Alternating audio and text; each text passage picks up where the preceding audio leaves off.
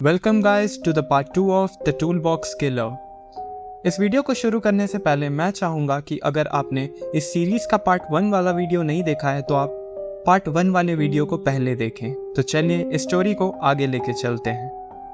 Norris जैसे ही Jacqueline को उसके सर पे मारता है वो अनकॉन्शियस हो जाती है और इस टाइम पर वो जैकी गिलियम जो कि दूसरी लड़की थी उसे पकड़ता है, उसके हाथ पैर बांधता है और उसके मुंह में कपड़ा डाल देता है।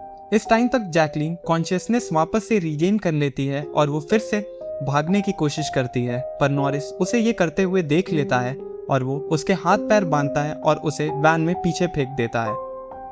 इसके बाद इन दोनों लड़कियों को ये लोग सैन गब्रिएल माउंटेन लेके जाते हैं, जहां पर इन्हें ये लोग 2 दिन तक वैन में बंदी बना के रखते हैं।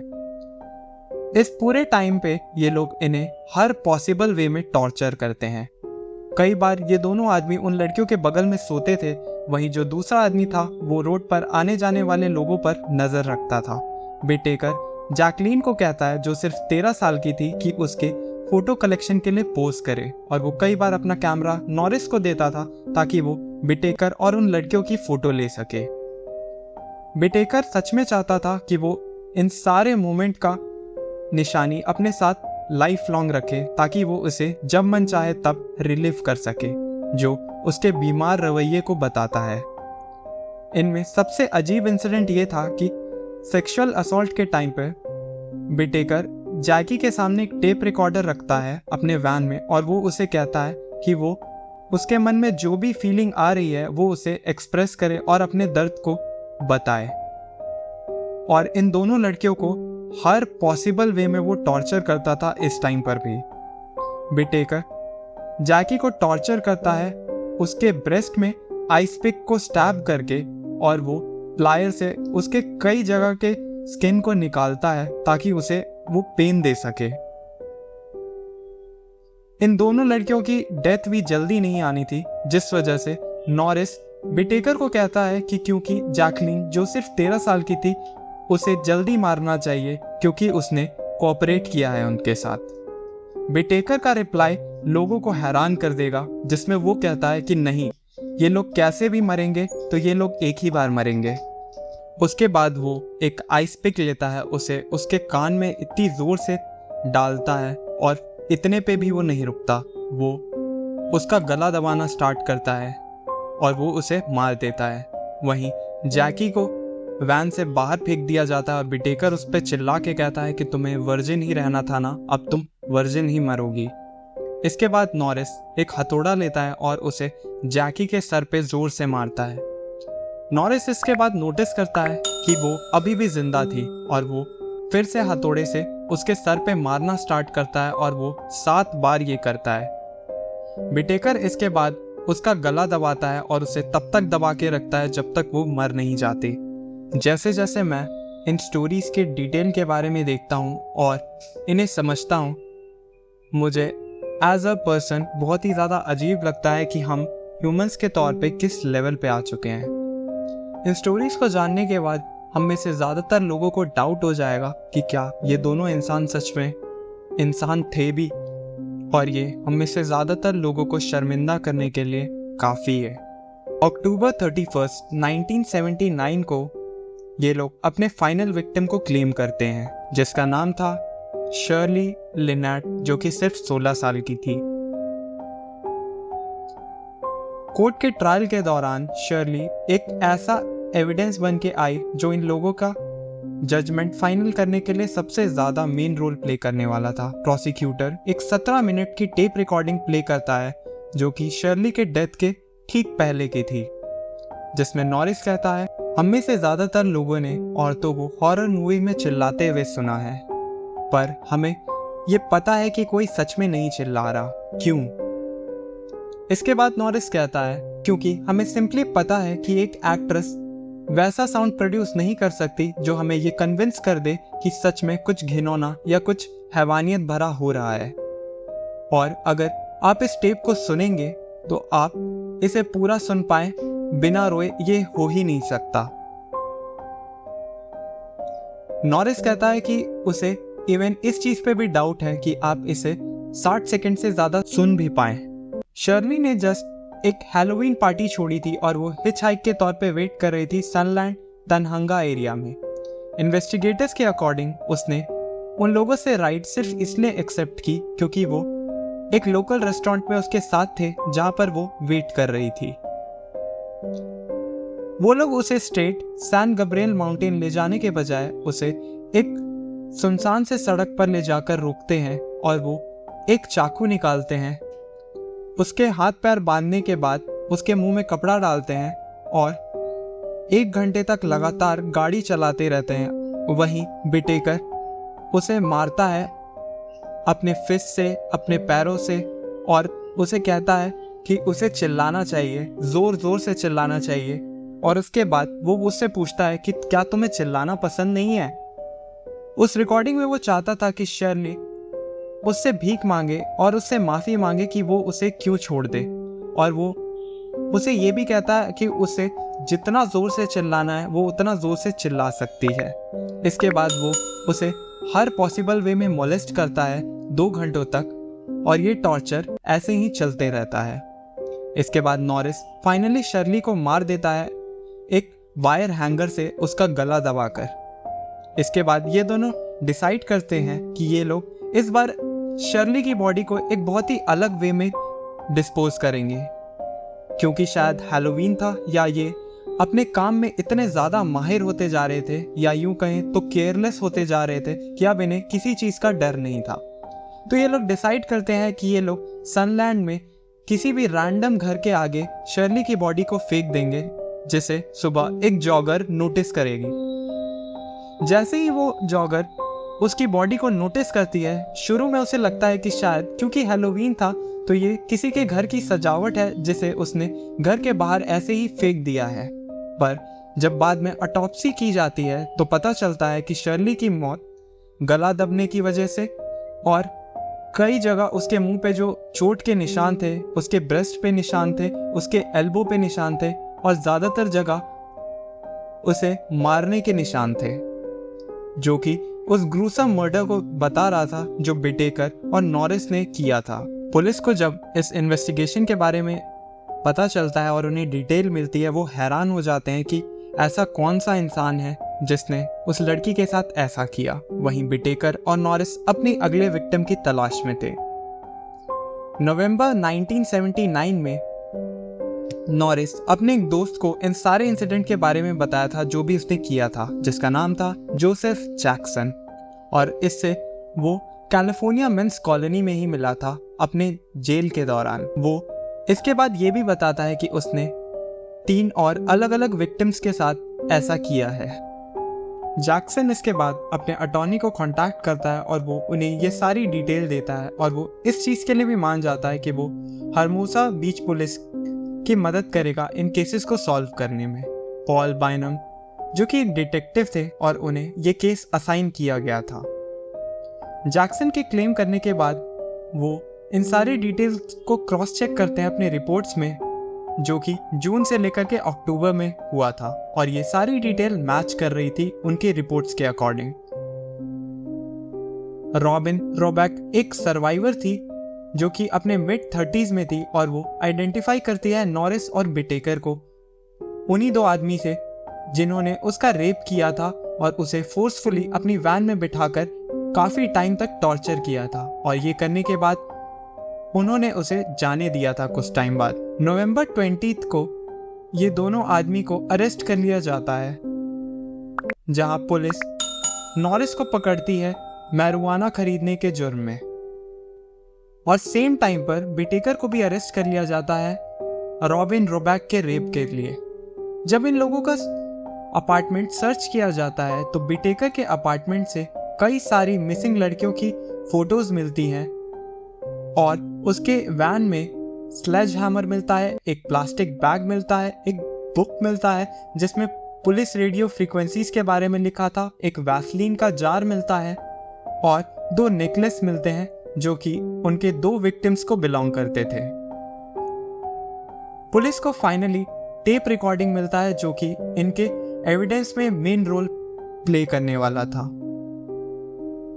जब पुलिस नॉरिस के अपार्टमेंट में जाती है तो उन्हें ब्रेसलेट मिलता है उनकी एक विक्टिम का, जो कि निशानी के तौर पे रखा गया था और काफ़ी सारे फोटोज भी मिलते हैं मिसिंग लड़कियों के, और उधर ऑलमोस्ट 500 पिक्चर्स मिलती हैं पुलिस को जो कि वो एज अ एविडेंस यूज करने वाले थे। इन सारी फोटोज में काफ़ी सारी फोटोज बहुत ही छोटी लड़कियों की थी, और ये ज़्यादातर फोटोज हर्मोसा बीच की थी, रेडोंडो बीच की थी और बर्बैंक हाई स्कूल के पास की थी। 39 साल के डिटेक्टिव पॉल बाइनम, जो कि इस केस के चीफ इन्वेस्टिगेटर थे, वो रिटायर हो जाते हैं इस केस को सॉल्व करने के बाद, और कुछ टाइम बाद सुसाइड कर लेते हैं एक 38 कैलिबर पिस्टल से, जो कि इस केस की सीरियसनेस को बताता है। दिसंबर 1987 को वो अपने 10 पेज के सुसाइड नोट में लिखते हैं कि उन्हें इस बात का डर है जो भी इंसिडेंट उन्होंने उस केस को सॉल्व करने के दौरान फील किया, और वो इस चीज़ से काफ़ी ज़्यादा डरते हैं कि ये दोनों इंसान जब जेल से बाहर आएंगे तो उन्हें ढूंढ लेंगे और उन्हें मार देंगे। नवंबर 20, 1979 को पुलिस इन दोनों से क्वेश्चन करना स्टार्ट करती है रेप के रिगार्डिंग, और उन सारे एविडेंसेस के रिगार्डिंग जो भी उन्हें बिटेकर और नॉरिस के अपार्टमेंट से मिले थे।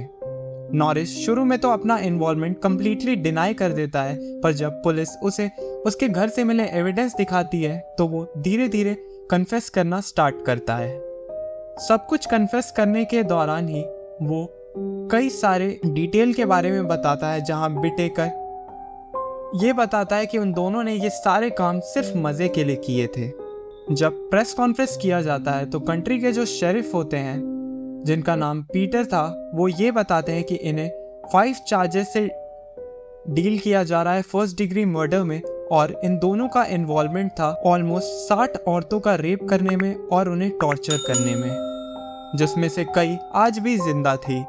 उन फोटोज में ऑलमोस्ट 19 फोटोज ऐसी थी जो उन औरतों से रिलेटेड थी जिनका केस पुलिस कभी सॉल्व नहीं कर पाई थी, और इस बात की प्रोबेबिलिटी बहुत ज़्यादा थी कि ये वही औरतें थीं जिन्हें इन लोगों ने मार दिया था। नॉरिस पुलिस को उस जगह ले जाने के लिए मान जाता है जहां पर उन्होंने अपनी सारी विक्टिम्स के साथ ये सब काम किया था, और उस जगह का नाम था सैन गब्रियल माउंटेन। पुलिस वहां पर जाती है और विक्टिम्स की बॉडी को रिकवर करने की कोशिश करती है, और उन्हें स्केलेटल रिमेन्स मिलते हैं लैम्प और गिलियम का फेब 1980 को। फेब में ही इन दोनों को चार्ज किया जाता है 5 लड़कियों के मर्डर से और उनका रेप करने के तौर पे। बिटेकर की बेल को डिनाई कर दिया जाता है, लेकिन नॉरिस की बेल को $10,000 पे सेट किया जाता है, और नॉरिस इस डील के लिए मान जाता है कि वो बिटेकर के अगेंस्ट टेस्टिफाई करेगा, और इसके बदले में पुलिस उसे अश्योरेंस देती है कि उसे डेथ पेनल्टी और लाइफ विदाउट पैरोल नहीं मिलेगी। जब इस केस का जजमेंट आता है तो नॉरिस को उन सारे कामों के लिए चार्ज किया जाता है, और उसे 4 काउंट फर्स्ट डिग्री मर्डर के लिए चार्ज किया जाता है, उसे सेकेंड डिग्री मर्डर के लिए 1 काउंट पे चार्ज किया जाता है, और उसे 2 काउंट रेप के लिए चार्ज किया जाता है और 1 काउंट रॉबरी के लिए। मई 7, 1980 को नॉरिस को जेल भेज दिया जाता है 45 ईयर्स के लिए, और उसे एलिजिबिलिटी दी जाती है पैरोल के लिए इन 2010। अप्रैल 24, 1980 को बिटेकर को अरेंज किया जाता है 29 चार्जेस से, जिसमें से किडनैपिंग, रेप, सॉडोमी, मर्डर और अदर क्रिमिनल एक्टिविटीज के लिए उसे चार्ज किया जाता है, और जिनमें से एक था पोजेशन ऑफ फायर आर्म। बिटेकर स्टार्टिंग में हर चीज बोलने से मना कर देता है, और वो इवन इस चीज के लिए भी हाँ या ना नहीं बोलता है कि वो गिल्टी है भी या नहीं। बिटेकर के ट्रायल के दौरान, जो कि 3 हफ्तों तक चला था, कई सारे विटनेस आते हैं और टेस्टिफाई करते हैं उसके अगेंस्ट।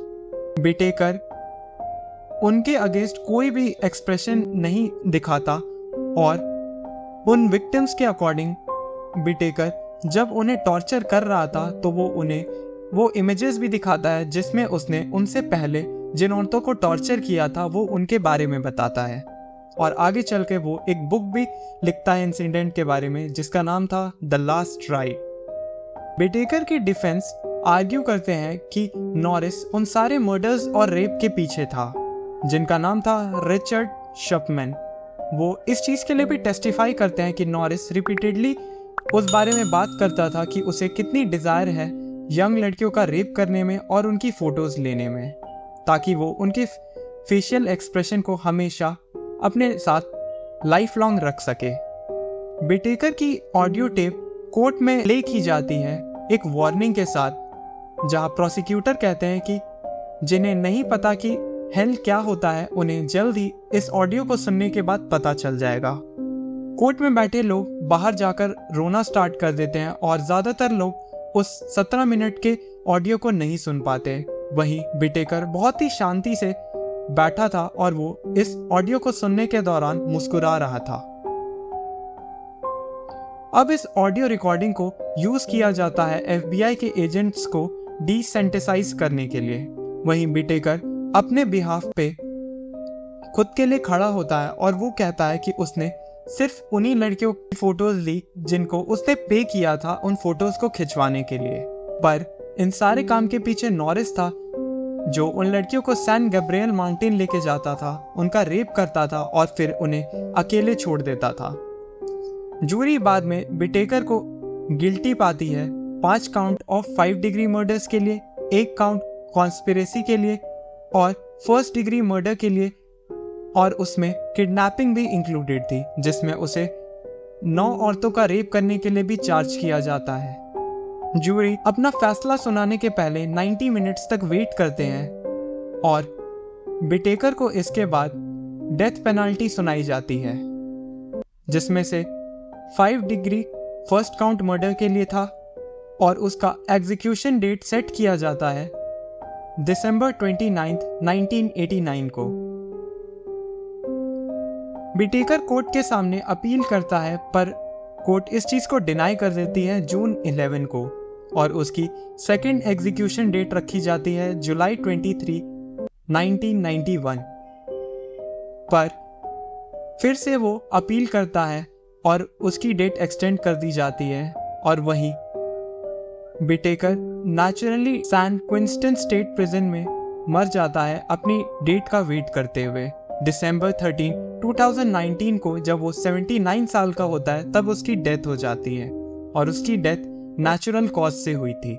वहीं Norris Richard Donovan correctional facility में था और उसकी डेथ फेब 24, 2020 में हुई और उस टाइम पर उसकी एज 72 ईयर्स की थी और उसकी भी डेथ का रीजन नेचुरल कॉज था।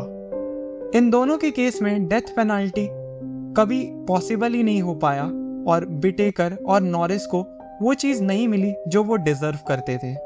प्रोसिक्यूटर ट्रायल के दौरान जूरी को कहते हैं कि वो चाहते थे कि काश उनका जस्टिस सिस्टम इतना पावरफुल हो पाता कि वो इन दोनों आदमी को भी उसी तरीके से टॉर्चर कर सकते जैसे उन्होंने अपने विक्टिम्स को किया था। और ये अपने में ही बहुत ही शर्म की बात है कि उन दोनों आदमियों को डेथ की पनिशमेंट पहले नहीं दे पाए। इस चीज का वेट उन्हें 40 साल तक करना पड़ा और बिटेकर अपने स्टोरी को लेकर के 40 साल तक चुप रहा।